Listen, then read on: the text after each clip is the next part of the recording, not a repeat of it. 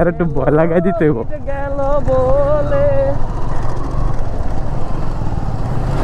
ডাইনে ডাইনে ডাইনে। ওকে,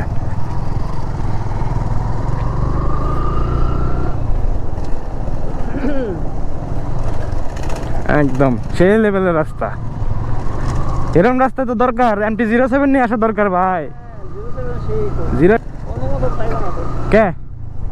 না না হ্যাঁ, না না না টেম্পোরারি আনলে আমি ঘুরতে আসলে সাপোজ কথার কথা যদি আল্লাহ চায় কোনো অন্য দেশের সিটিজেন যদি পাওয়া যায়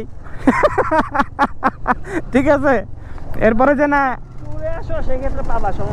না ওটা তো দিবই, 1 মাসের ইয়ে দিব না, 1 মাসের পেপারস দিব তো। ওই কারণে শিপমেন্টে আনলে, কারণ আমি তো নাম্বার তো চেঞ্জ করতেছি না। প্লাস হচ্ছে তোমার এই বাইক আনতে গেলে ওইখানের কাস্টমে এই বাইক পরিমাণ যে ভ্যালিউ, এই টাকা দিয়ে আসতে হবে। বাইক রিটার্ন যাবে, দেন হচ্ছে টাকা আমি রিটার্ন পাবো, এইটা বুঝছো?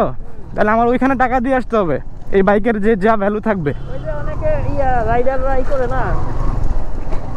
না আমি যদি আবার ওই দেশের নাগরিক হইতাম তাইলে মনে হয় লাগতো না, ঠিক আছে, কারণ সে হচ্ছে আবার তো ঘুরে ফিরে আসবেই। কিন্তু আমি যেহেতু ওই দেশের নাগরিক না, বাইকের টাকা দিয়ে পরে হচ্ছে বাইক আনতে হবে। আবার বাইক যখন রিটার্ন যাবে, ওদের হাতে যাবে, তখন হচ্ছে টাকা ব্যাক দিবে। খারাপ MT-07 এর অফ রোডিং এর ভিডিওটা নিয়ে আসতে হবে দ্রুত।